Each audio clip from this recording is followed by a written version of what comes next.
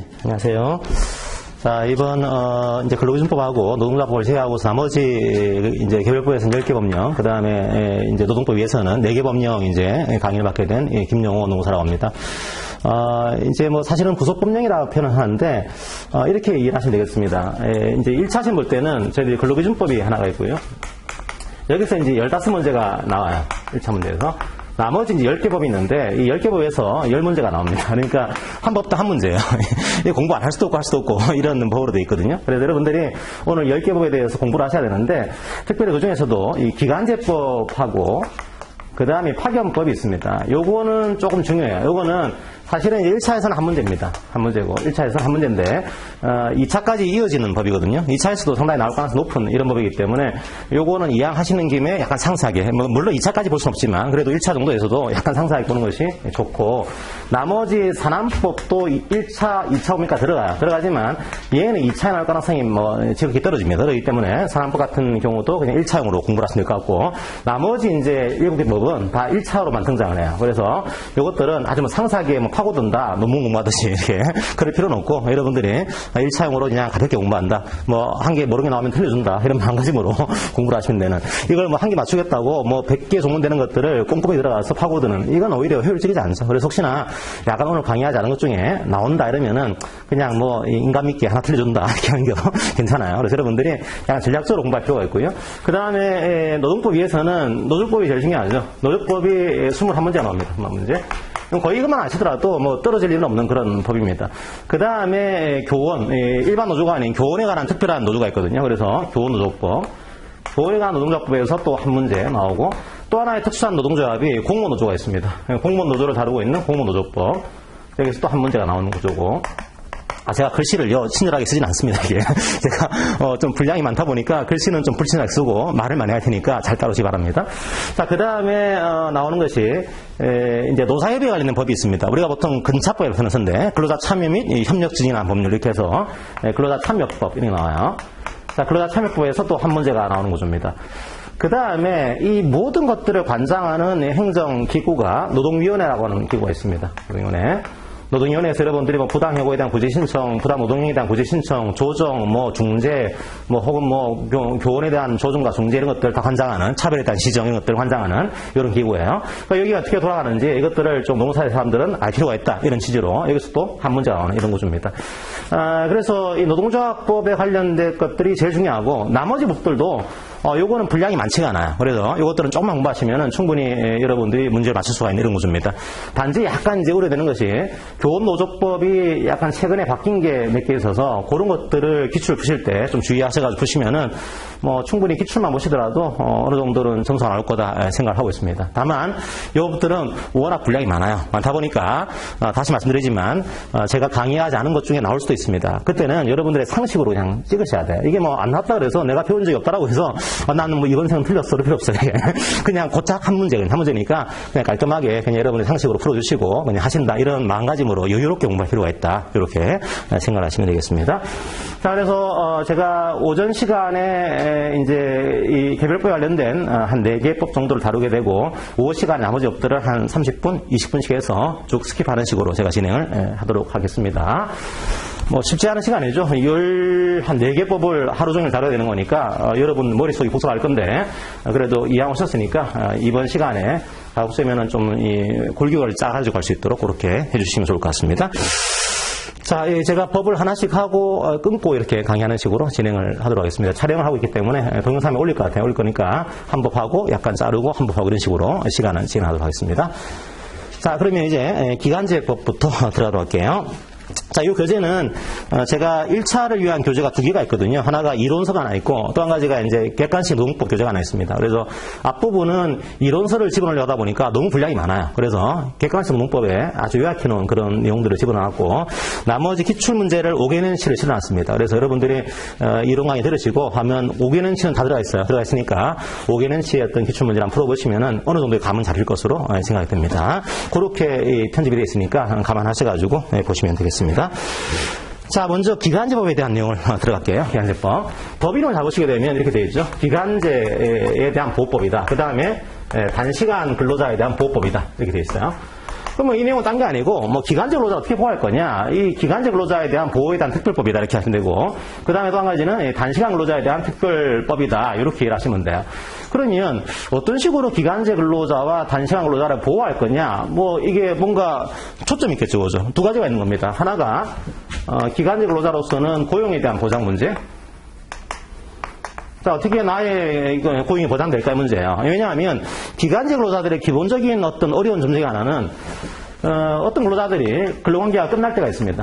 근로관계가 종료가 된다는 표현을 쓰는데 종료가 될 때가 세 가지가 있습니다. 첫 번째가 내가 사직하는 케이스가 나올 수가 있고요.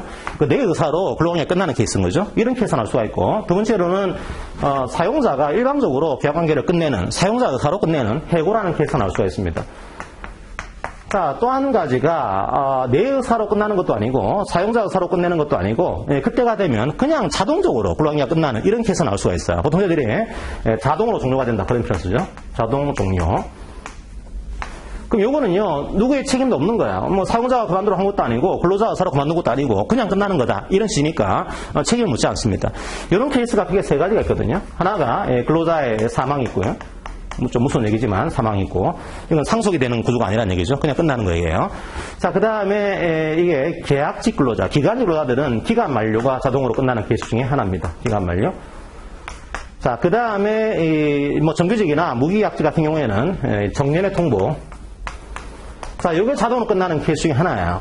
그러니까 무슨 말인가 하면 기간제 근로자분들은 원칙적으로 기간이 끝나게 되면 계약관계는 자동으로 끝나게 되는 이런 구조를 띠고 있습니다. 그러니까 이게 해고가 아닌 거죠. 만약에 이거를 해고로 이해하게 되면은 해고에 대한 뭐 정당한 이유, 해고에 대한 예고, 해고에 대한 서면 통지, 해고에 대한 금지기간 이런 것들을 적용을 해야 돼요. 근데 이게 해고가 아니다 보니까 이건 그냥 끝나는 거다. 이제 나가주세요. 계약기간 끝났습니다. 이 보고가 안 되는 겁니다. 그러면 이 기간제 근로자분들이 계약기간을 정해놓고 나서 한 번 더 하고 싶은데 그냥 나가주세요. 이게 법적인 제재가 없다는 거예요. 뭔가 보호를 해야 되지 않을까? 옛날에 보호가 안 되다 보니까 계속 계약기간 정해놓고 1년 했습니다. 나가주세요. 근데 이분이 잘하지 일을 잘하시니까 한 번 더 하실까요? 그렇게 해서 또 한 번 더 해요. 또 끝나요? 또 잘하세요? 그러니까 한 번 더 하실까요? 계속 그런 식으로 계약기간은 뭐 몇십 년 반복을 해온 겁니다. 이런 식으로. 기간제 근로자로서. 그러다가 한 번 이제 속된 말로 수틀어지면은 이제 그만두세요 이렇게 하는 거예요. 그러면 기간제 근로자 입장에서는 아주 열심히 몇 년 동안 일을 해왔는데 갑자기 어느 순간에 기간이 끝났으니까 이제 그만 나가주세요. 여기에 대해서 대응할 특별한 체계를 갖추고 있지 못했습니다. 옛날엔 판례가 있긴 했지만 그건 약간 다른 문제고. 그러다 보니까 기간제 근로자분들이 기간이 끝나게 되면 그냥 나간다? 이게 아무런 책임을 묻지 않는다? 이거 너무 보호가 안 되는 거 아니냐? 그럼 보호를 해야겠다라는 취지로 요 법을 하나 만들어낸 거죠. 그래서 여러분들이 2차를 보시면은 이럴 때가 있어요. 이게 한 2년 전에 나왔던 2차 문제인데 기간이 끝났지만 이게 자동으로 끝나는 게 아니고 해고로 보는 케이스도 있긴 있습니다. 그럼 판례 법리가 있어요. 그건 2차용으로 여러분들이 이해하시고 1차에서는 그냥 이 법상의 고용 보장 어떻게 하고 있는 거냐 이걸 중심으로 학습을 하시면 되겠습니다. 자, 두 번째로는 기간제 근로자의 또 하나의 보호의 중요한 핵심은 차별 문제입니다. 자, 내가 기간제 근로자인데 우리 회사에 나랑 같은 일을 하고 있는 다른 소위 얘기하는 정규직 근로자가 있어요. 근데 이분은 돈을 많이 줍니다. 근데 저는 안 줘요. 대표적으로 이분은 식대를 10만 원 주는데 나는 식대를 5만 원 주고 있습니다. 누구는 그죠? 비싼 거 먹고, 누구는 짜장면 먹고, 이렇게. 이상하잖아요, 그죠? 그래서, 같은 일을 하고 있는데, 왜 이런 차별을 두는 거야? 이렇게 해서, 이 차별은 막아야 되지 않을까? 이런 취지로, 기간제 근로자에 대해서 차별하지 마세요. 이런 조항도 대표적으로 두게 됩니다. 그러니까 이 법의 제일 중요한 두 개 골자는요, 기간이 끝나더라도 보호가 될 수 있는 뭔가가 없을까? 보고, 하나 만들어 놨고, 두 번째로, 기간제 근로자에 대한 차별을 어떻게 막을 수가 있을까? 요거 두 가지 이해하시면 되겠습니다. 단시간도 마찬가지. 단시간도 우리 회사에 단시간이 아닌 근로자가 있어요. 그분들하고 나하고 차별하지 마세요. 차별에 대한 금지 조항들을 두게 됩니다. 두 번째로 단시간 근로자들은 이게 기간제 단시간인 경우에는 고용보장 문제가 있겠지만 그렇지 않은 경우에는 이게 시간 문제가 나옵니다. 시간 문제. 짧게 근무하다 보니까 짧게 근무하고 초과 근로를 했다. 특별히 이게 초과 근로. 나하고 계약한 시간보다 더 많은 일을 한 거죠. 이 경우에 돈 문제 이거 어떻게 할 거냐. 그 다음에 시간을 몇 시간까지 일을 할 수 있는 거냐. 이 문제가 또 등장을 하게 되어 있습니다. 그래서 큰 틀에서 보게 되면 단순한데 이게 2차까지 가게 되면 굉장히 복잡하죠. 판례도 다양하고 그래서 충분히 기간제 근로자 문제는 이미 기출이 되긴 했지만 다시 한번 나올 기출 문제들은 2차에서 수록해요. 굉장히 많기 때문에 2차에서도 상세히 보셔야 되고 1차에서는 딱 한 문제지만 이해하고 오시는 김에 좀 상세히 보는 것이 바람직하다. 된다. 이렇게 이해하시고 내용을 보시면 되겠습니다. 자, 그러면 첫 번째 볼게요. 첫 번째 봐야 될 게 적용 범위, 1차에서는. 2차에서는 안 나오죠, 이게. 1차에서는 실컷 봤더니 이게 우리 사업장에 적용이 안 돼. 이러면 이게 의미가 없잖아요, 그죠? 그러니까 이 법이 어떤 사업장에 적용되는 거냐, 이걸 이해할 필요가 먼저 있습니다. 첫 번째로, 거의 근로기준법과 동일하다 보시면 돼요, 이게요. 5인 이상은 전면 적용입니다, 5인 이상은. 그 다음에 국가나 지자체는 이게 뭐, 사람 수에 관계없이 전면 적용이다, 이해하시면 되고. 그 다음에 전면적으로 적용이 안 되는 사업장이 있습니다. 동거의 친족만을 사용하는 사업 또는 사업장. 나는 아빠, 넌 아들 이렇게 하는 거죠. 너는 기간제 근로자야. 아빠 2년을 초과했는데요. 넌 무기약이 아니란다. 이런 식으로 이게 보호가 안 되는 거예요. 그래서 상당히 많은 사업장에서 동거의 친족만을 사용하는 사업장은 많은 법에서 배제를 시키고 있습니다. 약간 제가 볼 때는 그렇긴 하지만 그래도 배제를 시키고 있고, 그 다음에 가사 사용인, 이제 우리가 뭐 흔히 가정부 하시는 분들, 파출부 하시는 분들, 이런 분들까지는 국가법이 감독하기가 쉽지가 않다, 이런 취지로 이걸 배제를 시켜놓고 있는 이런 구조입니다. 그 다음에 상시 4명 이하의 근로자를 사용하는 사업장에서는 부분 적용이에요. 이게 부분 적용인데 제일 중요한 고용 보장에 대한 문제하고 차별에 대한 조항을 적용하지 않습니다. 그러니까 이 법의 안고를 적용하지 않는 구조가 되기 때문에 상당히 중요한 것들은 제외가 되고 있다. 이렇게 여러분들이 이해하시고 내용을 보시면 되겠습니다. 자, 이렇게 이제 기간제법에 대한 적용 범위를 먼저 이해를 하시고요. 그 다음에 이 문제, 고용 보장에 대한 문제. 자, 이거는 제가 말씀드렸죠. 원칙은 자동 만료예요, 그죠? 계약이 끝나게 되면 원칙은 자동 끝난다. 근데 이렇게 하다 보니까, 야, 계약을 뭐 2년, 3년 하건 그냥 끝나는 거 이상하지 않냐, 이게. 좀 많이 계약했을 때는 사실상 기간제를 인정한 취지는요, 이게 한시 업무라는 전제가 깔려 있습니다. 그러니까 이게 영원히 하는 업무가 아니고 좀 짧게 하는 업무들, 그런 것들은 뭐 기간제 근로자분들이 필요할 수도 있잖아요, 그죠? 그래서 짧게 하는 업무에 대해서는 우리가 인정해주겠다, 이런 식인 건데, 이게 뭐 업무를 보니까 한 3년, 4년, 5년 하고 있어요. 이건 한시 업무가 아니잖아요. 이게 아주 짧게 해야 되는 업무가 아닙니다. 이 정도 이게 상시 업무로 인정할 만한 정도가 되면은 이거 무기계약으로 인정을 해야 되는 거 아니야? 이런 생각을 하게 됩니다. 그래서 원칙은 그렇지만 예외적으로 기간을 정해놨어요. 그래서 이 기간을 초과하게 되면 계약 기간에 정함이 없는 근로계약을 체결한 것으로 간주가 됩니다. 우리가 소위 얘기하는 짧게 하면 무기계약이죠. 계약 기간이 없다는 뜻이에요. 계약 기간이 없는 계약을 체결한 근로자. 무계약을 체결한 근로자로 간주가 됐습니다. 이거요. 몇 년을 초과하면요? 2년을 초과하면. 만약에 기간제 근로자분들이 2년을 초과해서 근무를 하게 되면은, 이분이 계약직으로 계약을 했다고 하더라도 2년을 초과하는 그 순간에 이분은 이미 무기약으로 간주가 된 겁니다. 계약기는 없는 거예요. 그러면 이분이 1년 하고 나서 2년 하고 나서 이분이 또 일을 너무 잘하세요. 너무 잘하신다. 그냥 안 하긴 아쉽다. 그러니까 딱 한 번만 더 1년만 더 계약을 연장합시다 해서 1년을 더 계약을 연장했어요. 이때 이제 이제는 더 이상 하실 필요 없습니다. 그만두세요 라고 하게 되면 요거는 기간 만료가 아니라는 거예요. 왜냐하면 이 근로자는 2년을 초과하는 그 순간에 이미 계약 기간을 정했다고 하더라도 무기계약으로 간주가 되는 겁니다.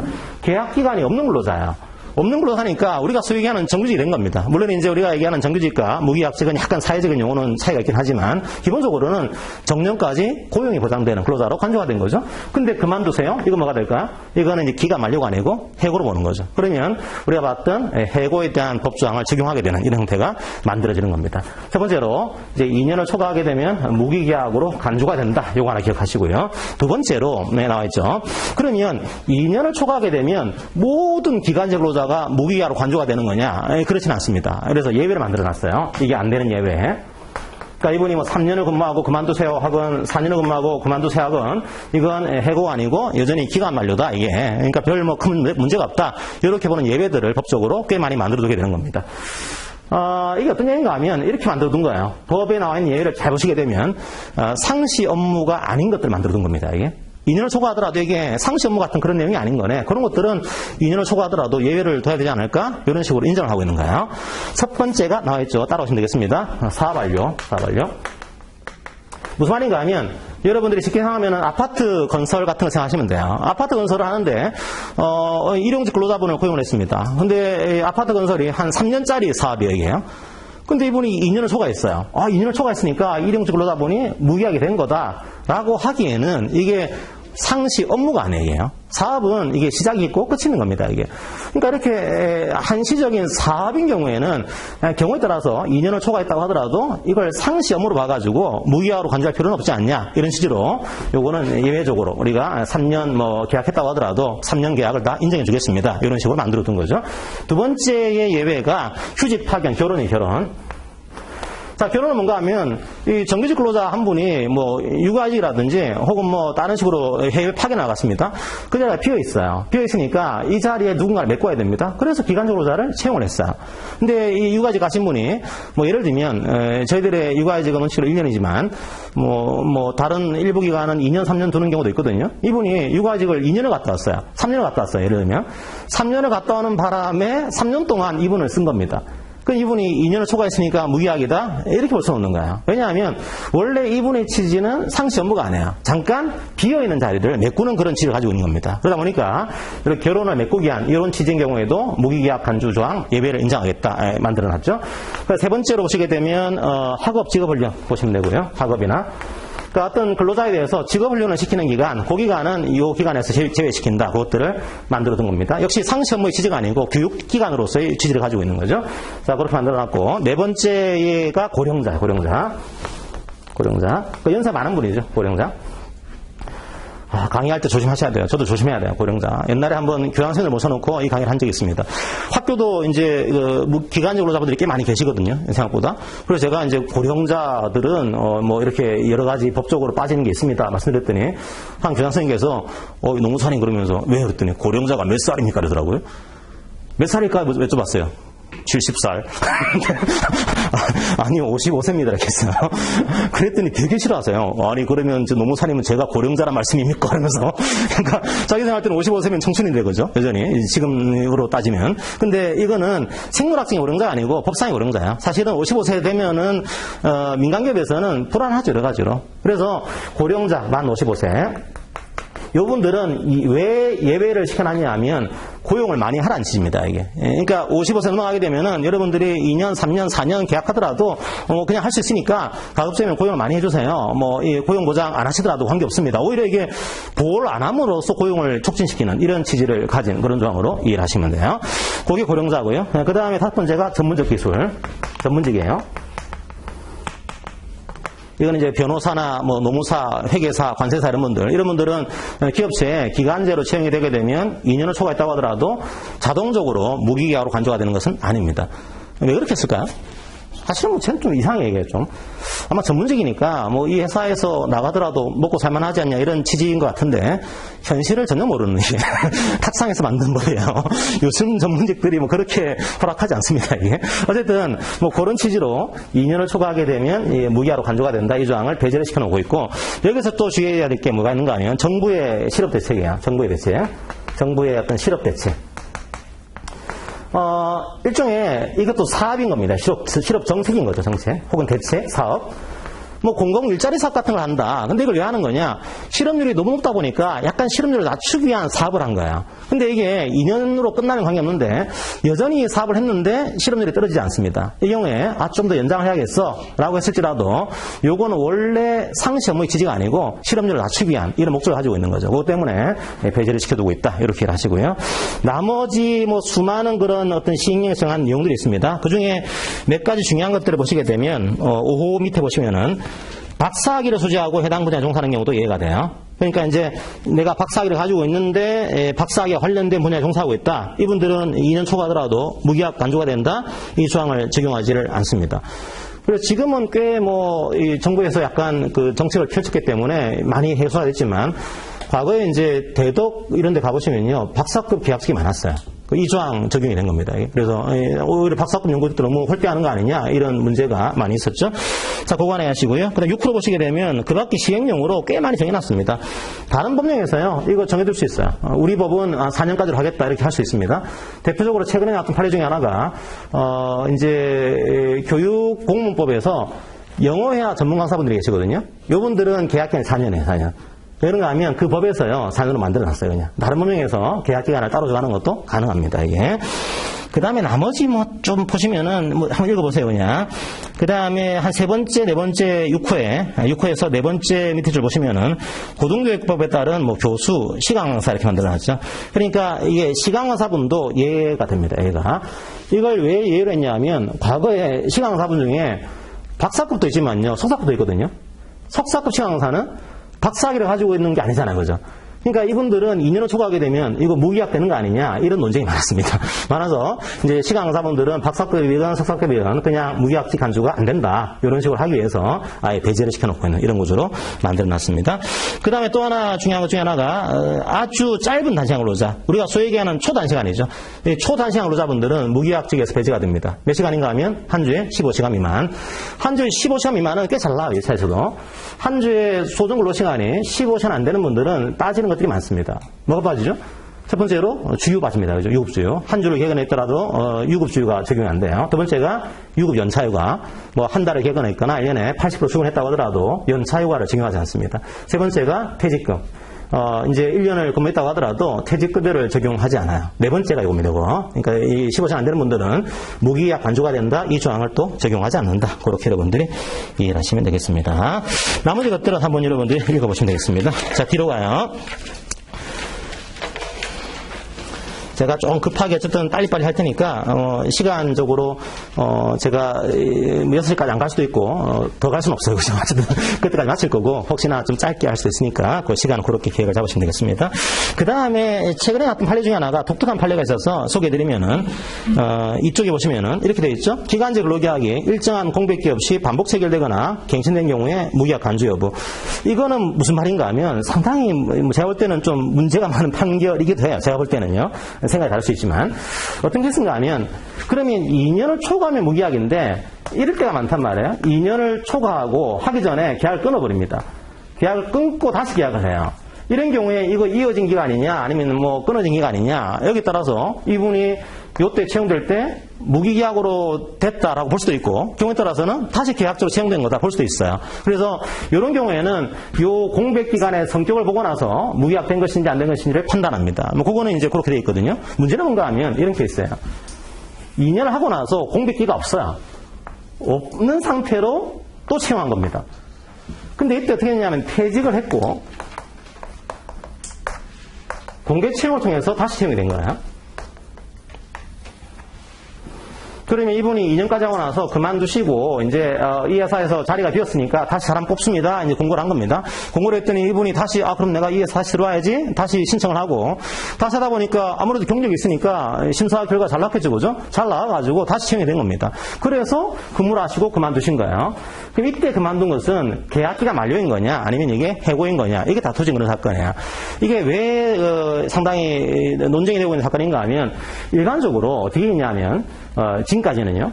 아무리 공개 채용을 하건 뭐를 했건 관계없이 공백기가 없었으면은 객관적으로 이어진 거다 이렇게 봤어요. 이게요. 이어진 거니까 이분은 이미 무기약으로 간주가 된 거다 이렇게 했습니다. 그런데 요 판례에서는 설사 공백기가 없다고 하더라도 경우에 따라서는 끊어진 것으로 볼 수도 있다. 이런 판례가 나온 거예요. 그래서 공백기가 없다고 하더라도 새로운 근로계약으로 할 만한 의사가 있었으면은 이건 끊어진 걸로 볼 수도 있다. 여기서 대표적으로 공개 채용해 봤어요.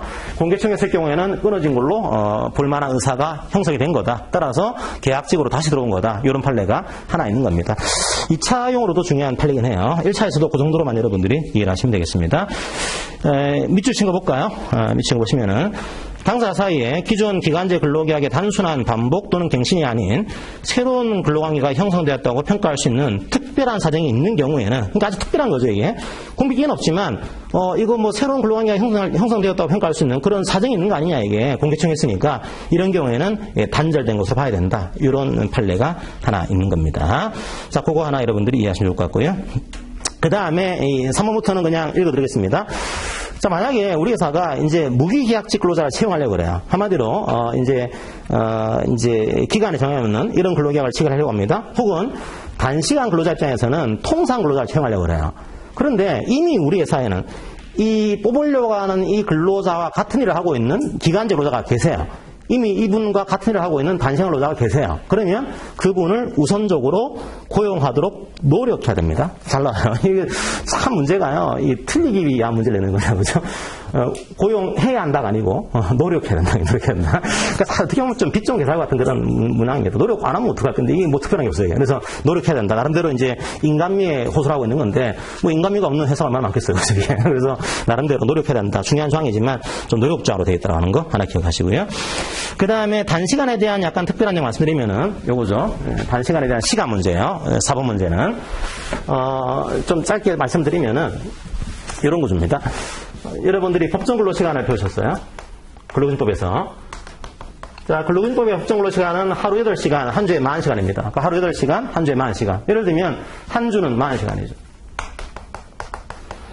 그런데 우리 회사에서 소정 근로시간을 정했습니다. 소정 근로시간. 계약서로 정한 근로시간이죠. 만약에 통상 일반적 근로자들은 한 40시간으로 정했다 가정해 보겠습니다. 그런데 저에 대해서는 이 통상 근로자와 같은 일을 하고 있는 저에 대해서는 소정 근로시간을 짧게 했어요. 한 30시간으로 계약을 했습니다. 자, 그러면 제가 단시간이에요. 그러니까 여러분들이 단시간을 오해하시면 안 되는 게 단시간은 법정 근로시간보다 짧은 근로자 아니에요. 그렇게 하시면 안 되고 나랑 같은 일을 하고 있는 우리 회사의 일반적인 근로자보다도 짧은 근로자입니다. 한 주간의 소정 근로시간이. 그래서 우리 회사에 만약에 모든 근로자가 30시간 계약을 했다. 그러면 전 단시간이 아니에요. 전 통상이에요, 여전히. 근데 우리 회사에 다른 나랑 같은 일을 하고 있는 다른 분들은 40시간 계약을 했는데 나만 30시간 계약을 했다. 이런 경우는 제가 짧은 거죠. 이게 단시간이에요, 단시간. 그러면 이분의 시간은 30시간입니다, 30시간. 그런데 문제는 요분이 좀 오버를 해서 근로를 하려고 해요. 계약서는 이렇게 했지만 좀 더 근로를 하려고 하는 겁니다. 첫 번째 문제가 시간 문제. 자, 몇 시간 더 오버할 수 있냐 문제예요. 자, 우리가 보통 법정 근로시간 오버해서 12시간까지 근로가 하는 겁니다. 그럼 이게 30시간 오버해서 52시간까지 초과할 수 있다는 거냐? 그렇지 않다는 거예요. 여기서 12시간의 기준점은 소정근로시간이에요. 그러니까 소정근로시간 정해놓고 이 시간부터 12시간까지 이렇게 이해하시면 되고요. 자, 두 번째로 돈 문제입니다. 돈 문제. 임금 문제. 자, 그러면 이렇게 근로하게 되면 임금을 가산임금을 어떻게 해야 되는 거냐? 이 문제입니다. 자, 가산임금은 이게 통상 근로자는 다른데요.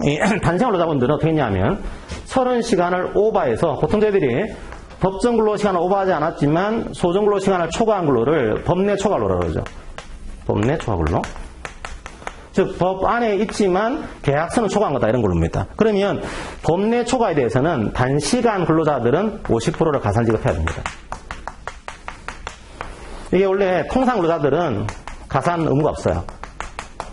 그러니까 일반적 근로자들은 이 30시간부터 40시간까지 10시간에 대해서 곱하기 1.0만 지급하시면 돼요. 근데 내가 단시간에 할 때는 우리 법에서 50% 임금을 추가 지급하도록 한마디로 곱하기 1.5로 그러니까 이게 단시간 근로자분들은 법정 근로를 오버해야지만 1.5가 아니고 계약서에 나와 있는 시간만 오버하더라도 1.5를 추가 지급하도록 만들어 둔 겁니다. 그게 이제 4번 내용이에요. 자, 단시간 근로자는 소정근로시간 기준에서, 기준이 법정근로가 아니고요. 소정근로시간 기준에서 12시간을 초과할 수가 없고, 소정근로시간을 오버하게 되면 50%를 가산 지급해야 된다. 곱하기 1.5로 지급해야 된다. 이런 내용인 겁니다.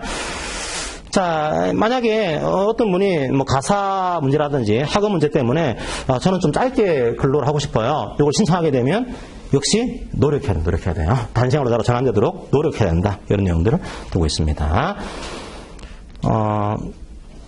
근데 이게 헷갈려요, 나중에. 예를 들면, 최근에 나왔던 판례 중에 하나가, 중요한 판례가, 정리해고된 근로자에 대해서 만약에 3년 안에 정리해고된 이 근로자와 같은 업무를 하는 근로자를 채용하려고 합니다. 그때는 그 정리해고된 근로자가 원하면은 이 정리해고된 근로자를 고용해야 됩니다, 그거는. 여러분들이 문제에서 고용해야 된다, 고용하도록 노력해야 된다, 이것들이 헷갈려요. 그래서 여러분들이 여기서는 그냥 노력조항으로 이해하시고서 문제를 보시면 돼요. 노력조항 아닌 것도 가끔 나와요. 그때 여러분들이 구분하셔가지고 문제를 푸셔야 됩니다. 여기서는 노력조항이다, 이해하시고요. 그 다음에 두 번째가 차별 문제입니다. 차별 문제. 제가 볼 때는 이 차별 문제가 상당히 중요하고, 이제 2차에 좀 가능성도 있어요, 차별 문제는. 지금까지 2차에서 나왔던 차별 문제는 주로 이제 근로기준법상의 차별 문제를 주로 다뤘는데 기간제법상의 그런 차별 문제는 사실은 아직 기출이 정확하게 된 건 아닙니다. 그래서 차별도 중요한데 아직 기출이 안 됐기 때문에 2차에서도 중요하고 1차에서도 중요하다 이해하시고서 문제를 보시면 되겠습니다. 차별은 먼저 이해해야 될 게 항상 차별의 개념은 비교할 사람이 있어야 돼요. 이게 뭐 내가 왠지 차별받고 있는 것 같아. 왜요? 절대적으로 나는 좀 그런 것 같아. 안 돼, 이게요. 차별은 상대적인 개념이에요. 비교 대상이 필요합니다. 그래서 누구랑 비교한가 하면 여기가 기간제가 있고 단시간이 있습니다. 비교할 대상이 있어야 돼요. 누구랑 비교한가 하면 이 사업장에 나랑 같은 일을 하고 있는 사람이 있어야 돼요. 이 업무를 수행하는 사람이 있어야 됩니다. 이 업무를 수행하는 기간에 정함이 없는 근로계약을 체결한 근로자. 우리가 소위 하는 무기계약 체결 근로자예요.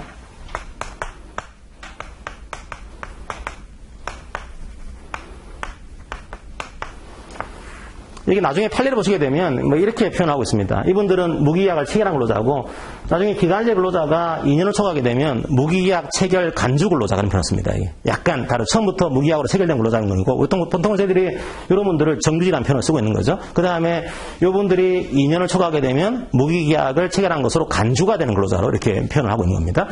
자, 어쨌든 이 기간제 근로자하고 우리 회사에는 무기계약을 체결한 근로자 비교를 해서 차이가 있다. 그때 차별하면 안 됩니다. 이런 내용입니다. 거꾸로 얘기하면은 만약에 우리 회사에 이런 분이 없어요. 없으면은 차별자상 성립이 안 돼요. 요 분이 개최하지만 차별이 되는 구조입니다. 두 번째, 그러면 요거는 큰 문제가 없는데 기간이 없는 거니까 과연 이분들이 요건 거냐 이게 어떻게 판단할 거냐 그죠? 자, 요 판단에 대한 거죠. 과연 이분이 나랑 같은 일을 하고 있는 그런 근로자인 거냐 판단해야 됩니다. 판단의 기준은 명시가 아니에요. 형식이 아닌 거죠. 근로계약에 이 업무는 이렇습니다 라고 명시된 걸 비교한다? 그렇게 하게 되면 다 피해가요. 그래요. 이 사람 업무는 A가 아니고 B예요. 근로계약에 나와 있잖아요. 그럼 다 피해가는 거죠. 그게 아니고 실질. 그러니까 항상 근로기준 노동법은 기본 구조가요. 형식이 아니고 실질이에요. 명시가 된 내용이 아니고 실제 수행하는 업무가 뭐냐 이걸 가지고 판단하겠다 이거고요. 두 번째 문제는 이제 그래도 약간 차이가 있지 않습니까? 이분은 A를 하고 있고 이 정규직 근로자들은 A와 B를 함께 하고 있습니다. 함께 하고 있는 거니까 다르지 않을까요? 라고 했더니 주된 업무의 본질적인 내용 이거 보겠다는 거예요. 아, 그렇죠. 약간 이제 B라는 업무도 하고 있긴 하지만 중요한 것은 이 주된 업무의 본질적인 내용이 뭡니까? 이걸 가지고 평가하겠습니다. 이분이 약간 더 하고 있는 게 있다고 하더라도 그게 부차적인 업무면은 그 고려하지 않고 같은 업무를 하고 있는 것으로 평가하겠습니다. 이게 우리 판례의 시각이에요. 그래서 양가를 1번 보시면 나와있죠. 실제 수행해온 업무를 기준으로 판단하겠다. 두 번째로 약간 차이가 있다고 하더라도 주된 업무의 내용에 본질적인 차이가 없으면 같은 업무를 하고 있는 것으로 평가하겠습니다. 이런 내용이고요. 밑에 판례는 좀 어려워요. 제가 읽어만 드리고 이제 가볍게 설명드리겠습니다. 이렇게 되겠죠. 비교 대상 근로자는 실제로 근무하고 있을 필요는 없으나 직제에 존재하지 않는 근로자를 비교 대상 근로자로 삼을 수는 없다. 이런 표현을 쓰고 있습니다. 자, 이거는 뭔가 하면은 이게 카지노 사건 판례인데요. 그러니까 짧게 말씀드릴게요. 2차에서는 상세해야 되는데 1차에서는 그냥 가볍게. 요분이 카지노 딜러입니다. 기간제예요. 그 여기 정규직 딜러가 있어요. 자, 요분들이 1호분부터 시작합니다. 그런데 어떻게 되는가 하면 원래는 기간제 분들이 2년을 보통 근무를 하시게 되면 정규직 딜러 1호분이 되는 이런 구조가 되어 있습니다. 자, 그런데 보니까 이 카지노 딜러분하고 정규직 근로자하고 같은 일을 하고 있어요. 일이 같아요. 근데 임금 차이가 나는 겁니다. 야, 이거 차별인 거야 아닌 거야 평가를 해야 됩니다. 그럼 이게 평가를 할 때 이분이 한 2년을 근무해야지만 1호봉이 되다 보니까 야, 여기는 1호봉하고 이분 기간제 근로자하고 비교하기는 맞지 않는 거 아니야 이게? 뭔가 다르게 해야 되는 거 아니야? 그래서 어떻게 비교를 했냐면 1호봉이 아니고 2년 되면 되는 거니까 마이너스 1호봉을 정해놓자 그냥. 그래서 만약에 정규직 딜러에 대해서 마이너스 1호봉이 있다라고 한다면 요분하고 요분을 비교를 해보자 이거야. 그래서 요걸 만들었어요. 자기들이 이제 그러니까 회사에서 주장할 때 마이너스 1호봉으로 비교하게 되면 차이가 없습니다. 그러니까 이건 차별이 아닌 겁니다. 이렇게 한 거죠. 근데 법원에서는 그런 건 없다 이거야 이게요. 아무리 이제 이 직제에 사람이 없더라도 직제는 있어야 되는 거다 이게. 없는 직제를 만들어가지고 마이너스 1호봉과 비교한다? 이건 비교할 수 없다는 거예요.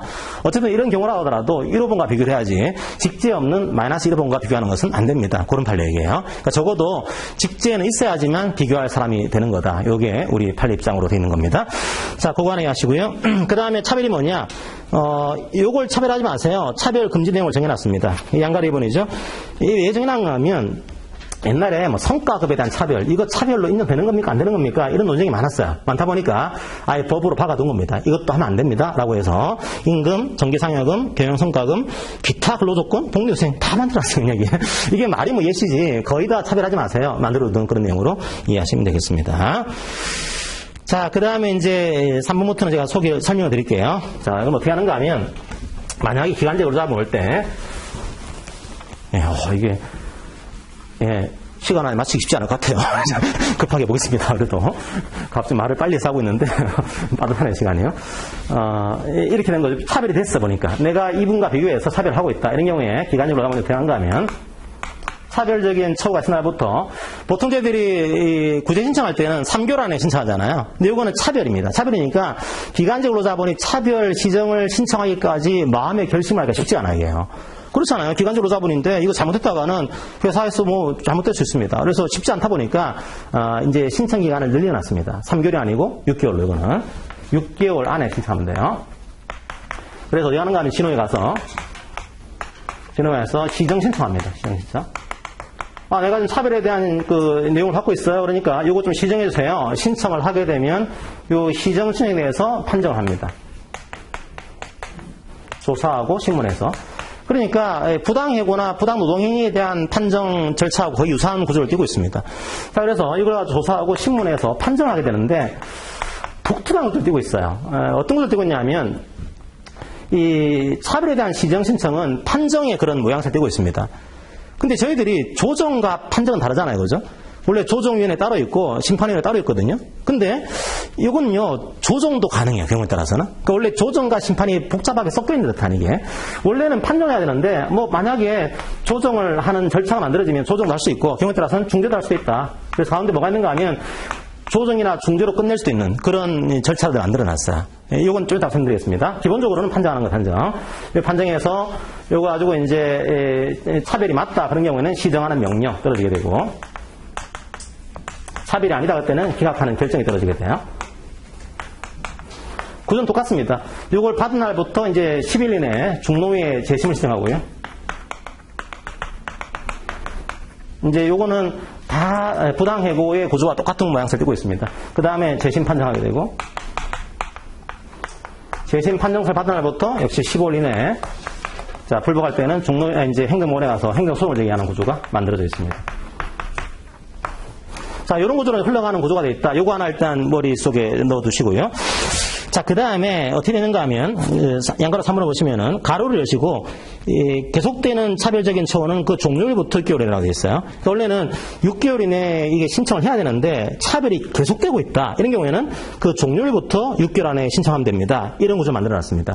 이게 어디서 한 말인가 하면, 임금을 차별한 거예요. 그러니까 임금 차별은 그때그때 끝나는 차별인 거냐, 계속되고 있는 차별인 거냐, 이 논쟁이 생긴 겁니다. 왜냐하면 이게 임금을 그때그때 끝나는 걸로 이해하게 되면 기껏해야 차별에 대한 신청은 6개월밖에 못해요. 6개월밖에. 끝나는 거니까, 이게. 근데 이게 끝나지 않고 쭉 계속되고 있는 거다. 이런 경우에는 아직 끝난 게 없는 거야. 그러면 전체 기간에 대한 차별을 시정을 신청할 수 있는 이런 구조가 만들어지는 겁니다. 그래서 임금은 그때그때 매월 끝나는 게 아니고 아직까지 끝나지 않은 거다. 그냥 계속되고 있는 거다. 그러니까 전체 기간에 대해서 차별을 시정 신청할 수가 있는 거다. 이런 목적으로 만들어낸 판례입니다. 그 목적으로 만들어진 그냥 조항으로 일하시면 돼요. 그 다음에 또 하나 중요한 것이 양가로 4번 입증 책임이에요. 항상 이제 실무적으로는 누가 이걸 입증해야 되는 거냐, 이게 중요한 문제입니다. 그래서 여기서는 만약에 기간적 근로자에게 차별을 입증하세요 그러면은 입증 못해요. 그죠? 어떻게 하겠어요? 그래요? 그래서 차별에 대해서는 사용자가 입증하도록 입증 책임을 사용자에게 부담을 시키고 있습니다. 밑에 있는 그 판례는 되게 어려운 판례예요. 그래서 여러분들이 이걸 1차에서는 나오게 되면 굉장히 어려운 내용이고, 그런데 설명을 드리겠습니다. 어떤 구조인가 하면, 여기서 이 둘 사이에 지금 뭘 금지하는가 하면 차별적인 처우를 금지하는 거예요. 자, 여기서 차별적인 처우가 뭘 얘기하는가 하면 불리한 처우를 얘기하는 겁니다. 근데 모든 불리한 처우를 금지하는 거냐? 그렇지는 않아요. 합리적인 이유가 없는. 또 만약에 이 차별에 합리적인 이유가 있으면은 이 불리한 처우가 정당화 되는 구조입니다, 이게. 그래서 주로 문제는 이 차별에 합리적인 이유가 있는 거냐, 없는 거냐, 여기에 포커스가 맞춰져 있습니다, 일반적으로. 그래서 이게 이제 교통비라든지 이런 것들. 문제가 이제 판례가 많이 나왔던 게 교통비 이런 거, 식비 이런 거. 차별하고 있는 거예요. 합리적 이유가 있나요? 이유가 없잖아요, 그죠? 교통비를 왜 차별해요? 기간제라는 이유로? 기간제가 기간제 근로자들은 튼튼하니까 걸어오고, 이제, 이분들은 택시 타고 오고, 그런 거 아니잖아요. 이유가 없는 거예요. 쉽게 누구는 비싼 밥 먹고, 누구는 싼 밥 먹고, 이건 이유가 없는 겁니다. 그래서 일반적으로, 이게 차별적 소가 있는 거냐, 없는 거냐, 그 문제는, 과연 이 차별에 요건 있는데, 분명히 차별에 교통비에 대한 불리한 처우가 있는 거예요. 이 식비에 대한 불리한 처우가 있는 거예요. 단지 문제는, 이 차별에 합리적인 이유가 있는 거냐, 없는 거냐, 여기에 포커스가 맞춰져 왔습니다. 자, 그런데, 최근 판례 중에 하나가, 여기에 문제를 삼은 그 판례가 나오는 거예요. 그게 뭔가 하면 임금 문제네, 임금 문제. 임금은요, 왜 문제가 되는 거냐? 이게 불리한 처우가 있는지 없는지를 판단하기 쉽지 않은 거예요, 당장 이게. 이게 당장 이게 합리적인 이유가 있는 거냐, 이 문제는 자체하고, 이게 불리하게 처우한 거냐, 안 한 거냐, 이것도 판단이 안 되는 겁니다. 왜냐하면, 기간제 근로자와 정규직 근로자가 임금 체계가 다른 거예요. 자, 이분은 딱 기본급 하나 있는 겁니다, 기간제 근로자분들은. 기간제 근로자분들, 기본급 딱 하나 있고, 자, 정규직 근로자분들, 기본급에다가, 상여에다가, 각종 분속상에다가, 아까 이 딜러 사례에서는 호텔 봉사료가 있거든요. 호텔 봉사료에다가 이런 거 두고 있는 거예요. 야, 그럼 이거 어떻게 비교를 해야 되는 거야? 이게 불리하게 초과한 거야? 기본급을 비교했더니 이게 불리한 초과 아니에요.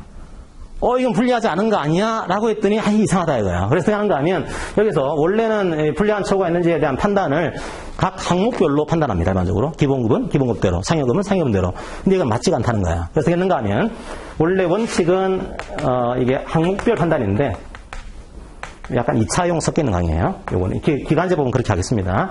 예외적으로는, 예외라보다도 약간 추가적인 법리죠, 이게. 범주별 판단 인정했어요.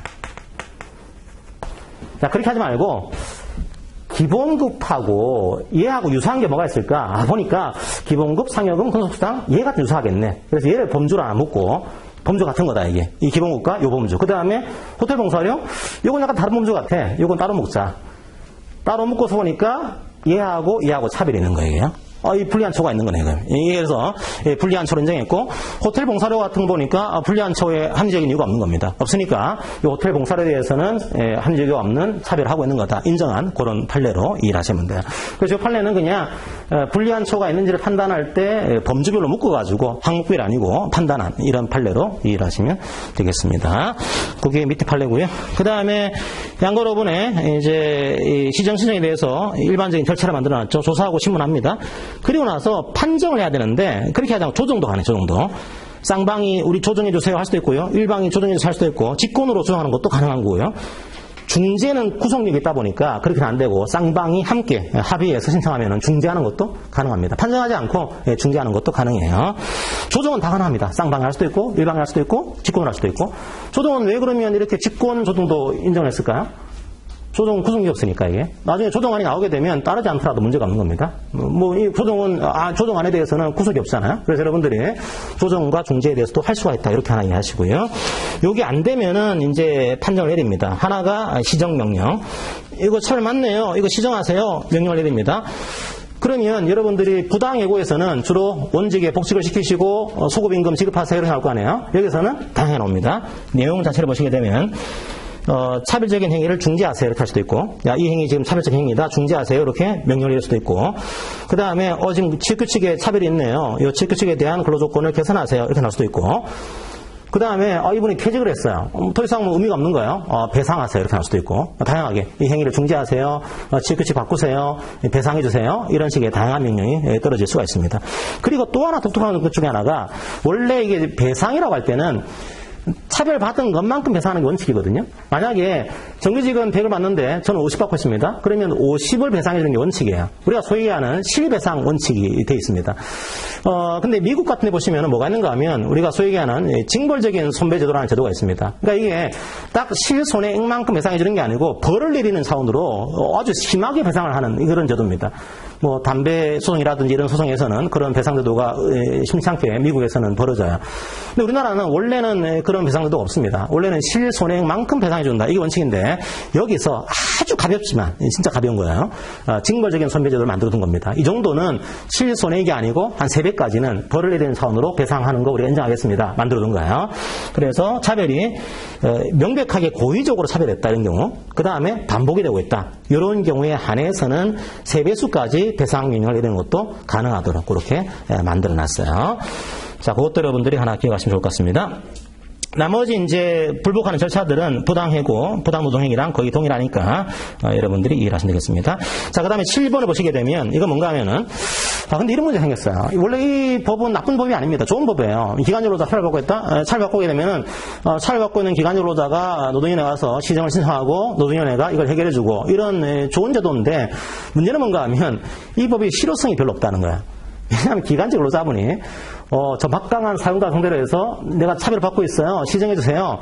신청을 하는 그 순간에 잘려요. 혹은 신청하는 그 순간에 다음번 계약은 안 하는 것으로 각오하고 들어가야 되는 것입니다.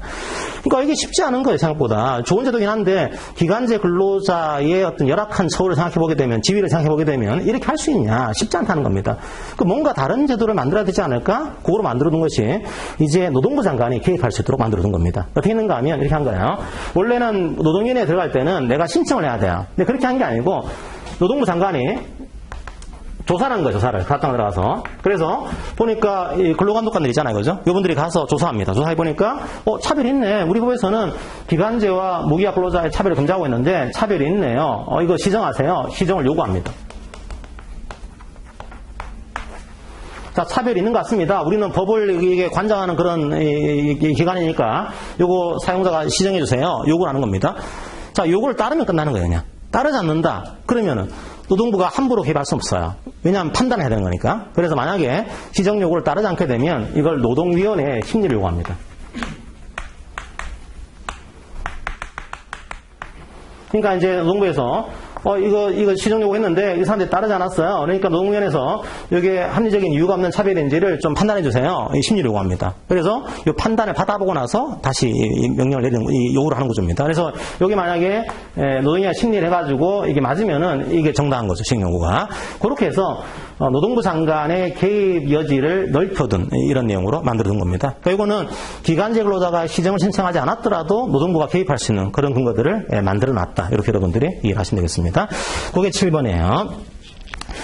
물론 노동위원회에서 이거 심리할 때 이제 사용자 근로자에게 의견 진술 기회를 부여해야 됩니다. 이제 불러가지고 이거 노동부에서 이렇게 들어왔는데 사용자 한번 얘기해 보세요. 근로자 한번 얘기해 보세요. 이런 식으로 이걸 의견 진술할 수 있는 기회를 부여해야 된다. 이런 조항을 두고 있습니다. 그리고 8번은 뭔가 하면은 만약에 이건 다른 문제입니다. 노동위원회 가서 제가 막 왔다 갔다 할게요. 시정 명령이 노동위원회가 이제 명령을 내린 거 여기 아니고 시정 요구 아니고 이 명령을 내린 겁니다. 실제로 절차를 밟아가지고 요거 시정하세요. 명령을 내렸고 이 명령이 확정이 됐어요. 그럼 따라야겠죠, 그죠? 근데 이 확정의 이 시정 명령에 대한 아주 기본적인 뭐랄까요? 난제 중에 하나는 나에게 확정된 거죠. 신청을 한 근로자 개인에 대해서만 확정된 겁니다. 다른 사람은 이거 신청 안 했어요. 그러면 다른 기관으로 다 있을 거 아니에요. 그죠? 근데 이분은 신청 안 했어요. 그럼 이분한테까지 이 명령의 효력이 확정되지는 않습니다. 그러다 보니까 여기에 확정되게 되면 노동부 장관이 봐서 근데 이 회사에 이분과 똑같은 기관으로 있지 않나요? 조사해가지고 요 확정 결정의 명령에 그런 결과를 가지고서 다시 시정을 요구합니다. 보니까 이 사업장에 요 근로자 말고 다른 근로자도 있네요. 요분도 시정하세요. 요구를 합니다. 요게 들어가는 여기 다시. 자, 그런 경우에 시정 요구하면 끝나는 거고 안 하면은 노동위원회에 가서 또 통보하도록 그렇게 규정을 두고 있는 겁니다. 그러니까 시정 신청을 하지 않은 기간제 근로자에 대해서도 개입할 수 있는 근거들을 또 만들어 둔 거다. 이렇게 하시면 돼요. 그게 8번입니다. 그러니까 명령을 신청한 기간제 근로자 이외에 다른 근로자가 있다. 이런 경우에도 조사해서 시정을 요구할 수 있다. 이런 내용으로 만들어 놨고요. 자, 9번은 이제 기간제 근로자와 단시간 근로자에 대해서 근로계약을 체결할 때 서면으로 이 사항을 명시해야 됩니다. 이 내용을 만들어놨습니다. 여러분들이 근로운동부에서 17조에 보시게 되면 이 내용은 서면 명시해야 됩니다. 이 내용을 두고 있습니다. 기간제 근로자에 대해서는 좀 더 상세하게 이 법에서 이 내용까지 명시하세요. 이 내용을 두고 있는 겁니다. 자, 기간제 근로자분들은 계약기간, 근로시간, 휴게시간, 임금의 구성 항목, 배상 항목, 지급 방법, 그다음에 휴일 휴가, 그다음에 취업 장소와 종사의 업무에 대한 내용, 이 내용을 서면으로 명시를 해야 되고요.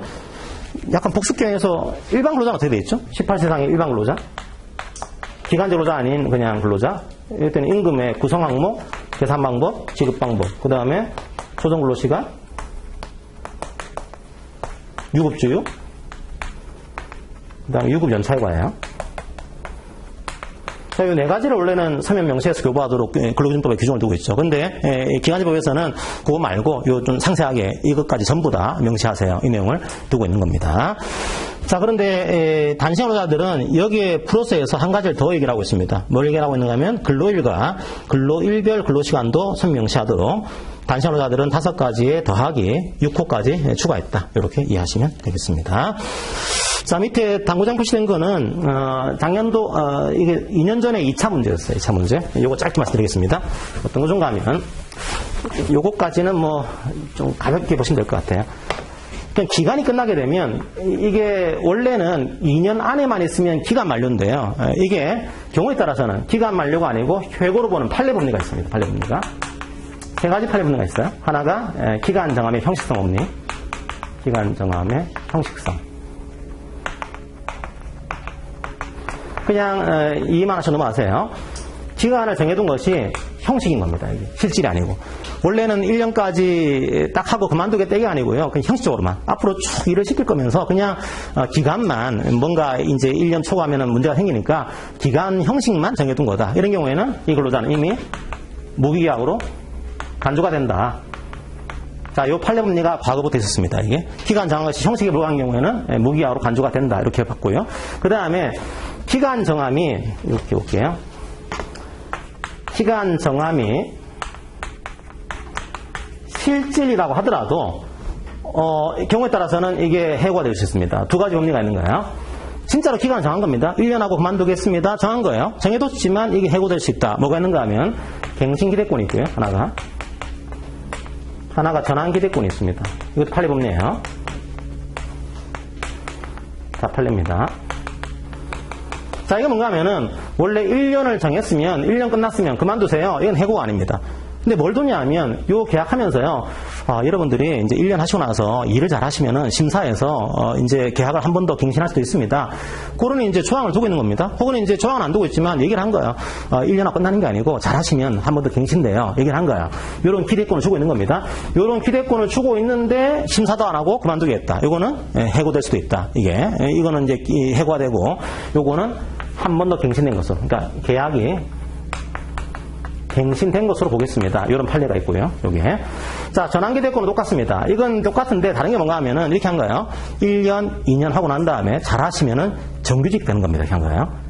한 번 갱신된 게 아니고 2년 하고 난 다음에 심사해가지고 잘 하셨으면 우리가 정규직으로 전환해드리겠습니다. 얘기를 한 겁니다. 안 해줬다고 하더라도 얘기를 한 거죠. 너 와가지고 그냥 2년 동안 그냥 하는 게 아니고 잘 하시면 이제 정규직 돼요. 잘 하세요. 이렇게 얘기한 거예요. 그럼 이분 입장에서는 이걸 가지고 있을 거예요. 내가 잘하면은 정규직 되겠구나. 기대하고 있는데 2년 끝난 다음에 심사도 안 하고 이제 그만 나가주세요. 왜요? 2년 끝났잖아요. 이렇게 하고 있다. 이렇게 하게 되면 이것도 이 기대권을 침해한 거죠. 그런 경우에는 요 정당한 이유가 없으면 어떻게 되는가 하면 정규직 전환되는 거예요. 무기계약으로. 그러니까 만약에 정당한 이유 없이 갱신을 거절하게 되면 한 번 더 계약이 갱신된 것으로 보는 것이고 정당한 이유 없이 전환 기대권을 가지고 있는 근로자에 대해서 전환 안 해주게 되면 정규직 된 것으로 보겠습니다. 이런 판례가 하나 있는 겁니다. 그래서 판례 법리상으로는 이 세 가지 법리를 가지고서 이게 계약기간 만료가 아니고 해고로 볼 수도 있다. 이런 판례가 있다는 겁니다. 이게 2년 전에 2차로 나왔던 그 문제로 정리하시면 되겠습니다. 자, 그럼 기출문제 한두 문제 풀어보고 나머지 5년치를 실어놨으니까 여러분들이 시간 나실 때 풀어보시고요. 몇 문제만 한번 풀어보도록 하겠습니다. 자, 그쪽에 2번 문제 한번 풀어보실래요? 2번 문제. 잠깐 여러분들이 한번 풀어보세요. 시간 줄 테니까. 미리 말씀드린 객관식 문제는 한 문제당 이론적으로는 1분에 1분. 그런데 보통 노동법은 한 40초, 45초 안에 푸는 게 제일 좋습니다. 그래서 제가 한 40초 될 테니까 40초 안에 한번 풀어보시고 제가 설명드리겠습니다. 한번 풀어보세요. 자, 시작. 40초 딱 드리겠습니다. 그냥.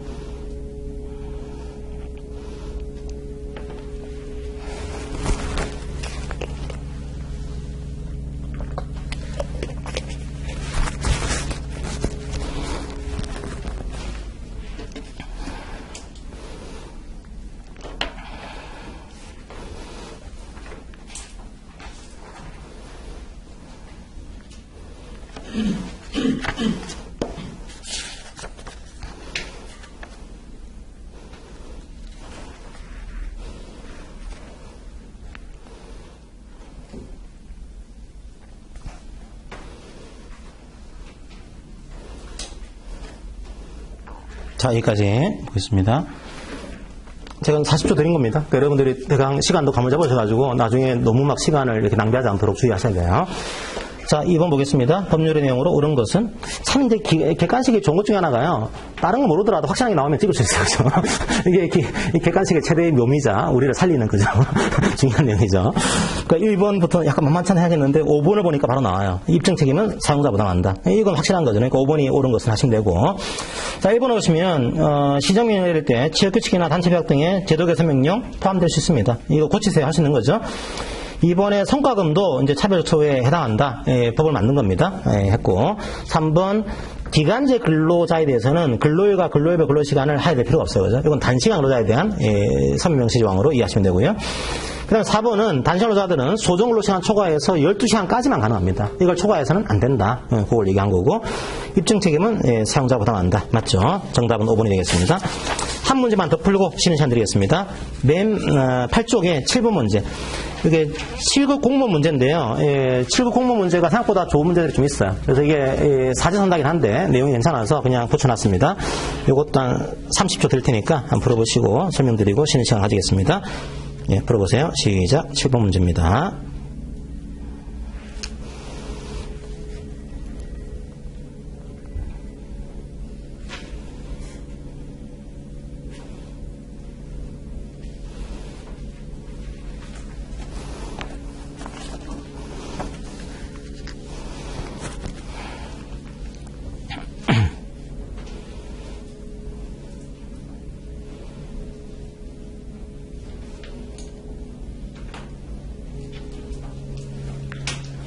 자, 여기까지.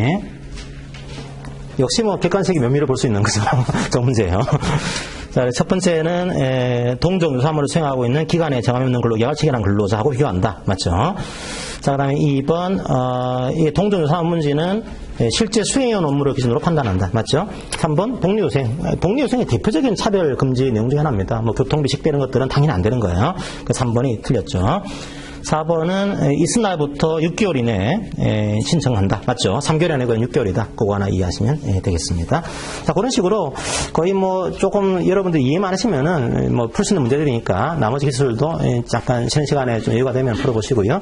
10분 쉬었다가 파견법 내용으로 다음 시간에 들어가겠습니다. 기간제법과 파견법은 1시간씩 하겠습니다. 그냥. 다른 법은 짧게 할 건데 이건 중요한 법이니까 조금 더 할 겁니다. 10분 쉬고 하겠습니다.